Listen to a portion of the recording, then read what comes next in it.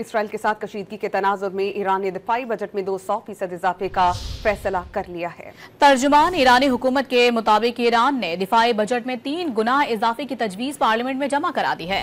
تجویز پر بحث کے بعد مارچ 2025 تک اسے حتمی شکل دی جائے گی۔ غیر ملکی تھنک ٹینک کے مطابق 2023 میں ایران کے دفاعی اخراجات $10.3 ارب تھے، جبکہ اسی عرصے میں اسرائیلی فوج نے $27.5 ارب خرچ کیے۔